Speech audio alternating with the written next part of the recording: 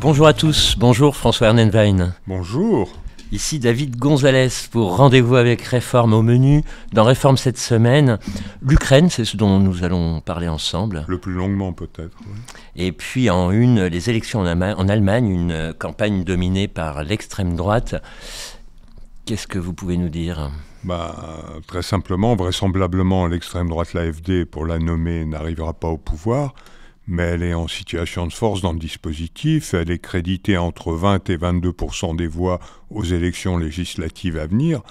Donc c'est problématique, surtout qu'il existe au sein de la CDU un certain nombre de gens qui ne passeront pas d'accord avec l'extrême droite, mais qui sont travaillés par les thématiques de l'extrême droite, notamment sur l'immigration. Il y a eu récemment un rapprochement intellectuel ou idéologique sur la question de l'immigration entre le chef de la CDU et Mme Weibel qui conduit l'AfD. Donc on voit bien que des tentations existent. Elles ne seront pas consommées parce que dans la société allemande, un vent puissant s'est levé contre la perspective de ce rapprochement, tabou en Allemagne, à la fois pour des raisons historiques et puis à cause de l'histoire politique de l'Allemagne après sa reconstruction. L'extrême droite était tenue à distance, ses idées étaient sévèrement condamnées par tous les partis. Aujourd'hui, c'est un peu fléchissant et c'est ça qui rend cette élection intéressante, encore une fois, sans que la menace réelle d'une arrivée au pouvoir de l'extrême droite existe, mais en tout cas, son influence va peser dans le débat, j'allais dire sans ironie particulière, comme dans d'autres pays du monde, en Europe même et ailleurs dans le grand large. C'est Rachel Knabel à Berlin qui signe... Oui, c'est notre correspondante. Oui. Ouais, les têtes gouvernantes des partis se seraient peut-être décalées vers la droite et les directions nationales des églises en Allemagne seraient peut-être décalées vers la gauche. Oui, c'est une lecture possible. Je ne sais pas si la lecture politique est la plus pertinente, mais au nom des valeurs de l'Évangile, un certain nombre de pasteurs ont pris des positions très fortes contre l'extrême droite, critiquent le discours anti-immigrant, appuyés sur des faits divers sanglants récemment, mais en tous les cas qui ne suffisent pas à développer une politique d'hostilité comme celle qui est en train de monter en Allemagne, encore une fois, sensible parce qu'elle est portée par l'AfD, donc le parti d'extrême droite, mais qui atteint par contagion et par capillarité, je dirais, un certain nombre de partis de la droite traditionnelle. Mais ce tabou n'a pas encore sauté, il a failli sauter récemment, mais là je pense que les partis qui prétendront gouverner dans la coalition à venir prendront un soin jaloux à se démarquer des positions de l'extrême droite. L'AfD, parti d'extrême droite allemand, se caractérise par ses membres eurosceptiques, anti-migrants. Oui, il y a une évolution de l'AfD. Au début, c'était un parti qui défendait les petits entrepreneurs, etc., qui était très fort en ex-Allemagne de l'Est, et qui petit à petit s'est durci et est devenu beaucoup plus virulent sur les thématiques que vous venez d'évoquer, l'immigration, etc. C'est à retrouver sur réforme.net et dans le journal, l'hebdomadaire de cette semaine. On retrouve également à la une de Réforme l'Ukraine. Trump et Poutine négocient la paix sous le regard impuissant de l'Europe. C'est vous, François Ernenwein, qui rédigez dans Réforme cette semaine. À quelle sauce l'Europe va-t-elle être mangée ? Oui, c'est le débat intéressant. Avant de s'inquiéter du sort de l'Europe, sa sécurité effectivement en jeu, il faut s'inquiéter du sort de l'Ukraine. Au fond, ce qui est en train de se passer, c'est au nom du rabibochage entre la Russie et les États-Unis, Donald Trump est prêt à sacrifier beaucoup à la fois du territoire des Ukrainiens, sans demander l'avis des Ukrainiens, et puis sacrifier aussi beaucoup sur la sécurité européenne. Pour résumer à gros traits, historiquement, depuis la fin de la Deuxième Guerre mondiale, la sécurité des Européens reposait en grande partie sous le parapluie atomique américain, même si la France et la Grande-Bretagne ont aussi la bombe atomique, mais dans le rapport de force mondial, au moment de la guerre froide, les blocs étaient constitués et l'Europe unie était dans le camp occidental et les États-Unis étaient objectivement et activement considérés comme des alliés.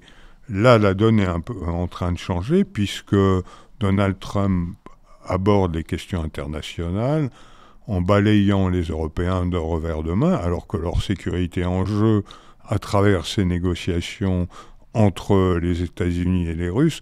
La crainte, au fond, c'est que si Donald Trump sacrifie trop de choses aux demandes russes, à terme, la sécurité de l'Europe ne soit pas assurée et que quelques années plus tard, on soit confronté à de nouvelles opérations russes en direction des pays européens.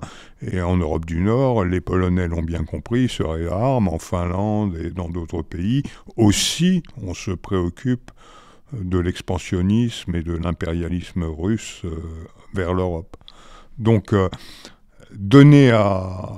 parce qu'il y a deux dimensions. Il y a la négociation sur l'Ukraine et puis il y a la dimension géopolitique. En acceptant un tête-à-tête autour de l'Ukraine avec Vladimir Poutine, Donald Trump réintroduit Vladimir Poutine, qui était le pestiféré de la scène internationale depuis la Crimée, a fortiori depuis l'invasion de l'Ukraine, le réintroduit dans le jeu, lui donne une stature qu'il n'avait plus, et à l'intérieur des négociations, on voit bien se dessiner dans le dialogue que les deux hyper-présidents ont commencé à nouer, l'idée que les sanctions appliquées à la Russie pourraient tomber au terme de la négociation. D'ailleurs, c'est la seule raison, et ça a été dit aujourd'hui dans la rencontre à Riyad entre les responsables des diplomaties russes et de la diplomatie américaine. C'était assez simple. L'Europe sera invitée à discuter de l'avenir de l'Ukraine quand il sera question de la levée des sanctions à l'égard de la Russie. Donc on voit bien que les Européens ne seront pas, l'Union européenne ne sera pas une partie agissante dans les termes de la discussion sur l'avenir de l'Ukraine, elle sera simplement invitée à solder les comptes quand il s'agira d'apurer celui profondément déficitaire en droits de l'homme, en respect du droit international, qui est celui de Vladimir Poutine. C'est aussi simple que ça. Ça ressemble quand même à des histoires de marchands de tapis. Ce que vous décrivez dans Réforme cette semaine, François Ernenwein, c'est vraiment l'effet spectaculaire de cette prise de parole entre Trump et Poutine. Et vous décrivez... Oui, mais on est habitué au spectaculaire concernant la situation de l'Ukraine. Je ne crois pas, ni vous ni moi, n'aurions envisagé l'invasion de l'Ukraine par les Russes quand elle s'est produite. Donc, et là, la partie agissante, c'est plutôt Donald Trump, nouveau président des États-Unis.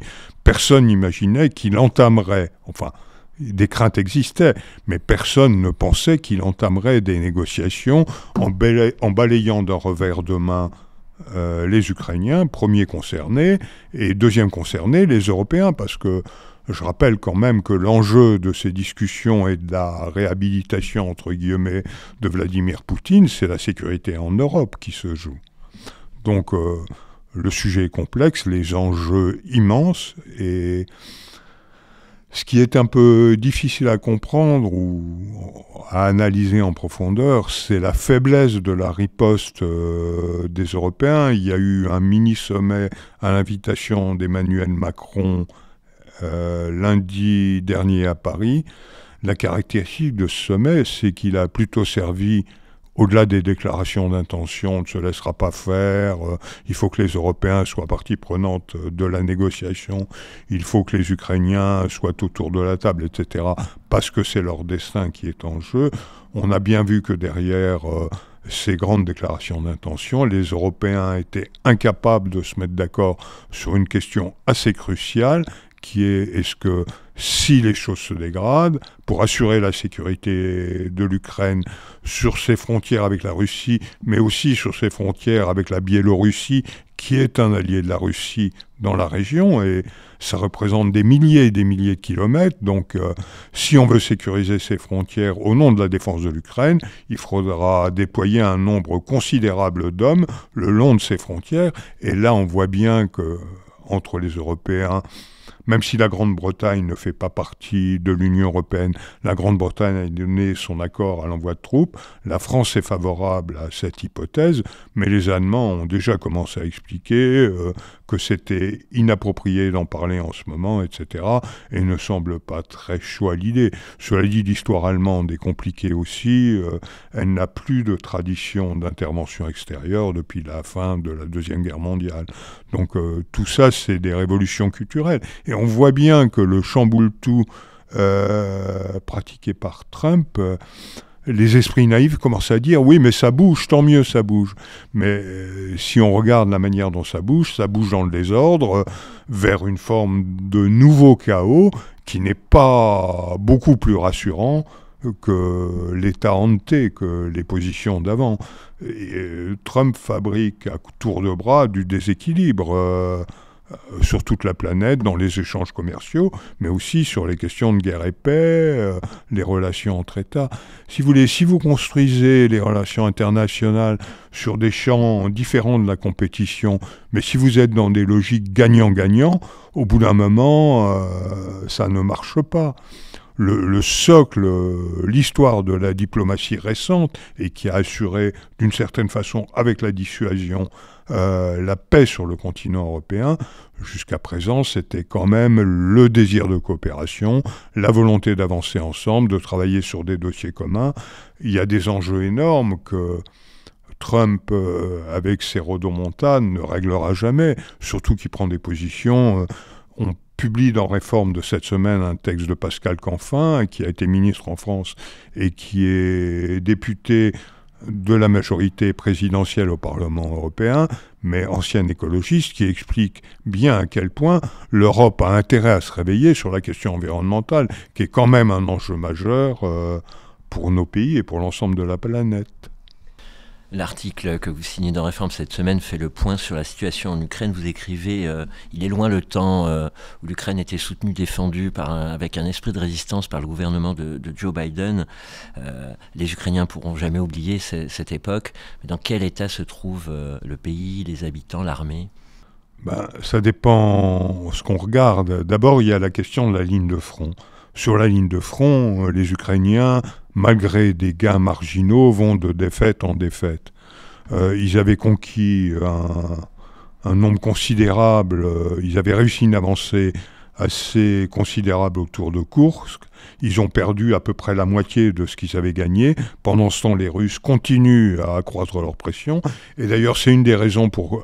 Malgré les apparences, même si les Russes et Poutine se réjouissent de l'initiative de Trump, dont je rappelle qu'elle leur donne quand même un statut sur la scène internationale, que la Russie et son président avaient perdu, malgré ces avancées, les Russes ne sont absolument pas pressés de négocier, pour au moins une bonne raison. Sur le terrain, ils n'arrêtent pas de pousser leur avantage. Donc, quand on est en position de force, ça peut être intéressant de négocier, mais je pense dans l'esprit de Vladimir Poutine, si on connaît un minimum sa psychologie, il a un appétit d'ogre. On manque de tout en Ukraine, aussi bien dans l'armée, semble-t-il. La privation d'aide américaine a fait son effet dès maintenant sur la logistique. Sûr, oui. Il y aurait une question pour conclure ce rendez-vous avec Réforme. C'est l'éditorialiste Antoine Nuis qui pose la question: comment terminer une guerre, François Ernenwein? Vous avez la solution. Dans la tradition, une guerre se termine par la négociation. C'est la diplomatie qui reprend le jeu. Le problème, c'est, dans toute négociation, il y a aussi un rapport de force. Et quand vous installez une négociation avec un rapport de force trop favorable, dont les bénéfices sont trop grands pour celui qui l'accepte, et en l'occurrence, dans ma démonstration, c'est la Russie a beaucoup à gagner dans la négociation que lui a offert innocemment et un peu naïvement Donald Trump. Voilà, c'est à retrouver dans Réforme.net cette semaine sous votre plume, François Ernenwein. Merci beaucoup. Merci à vous, David, et à bientôt. Bonne journée à tous.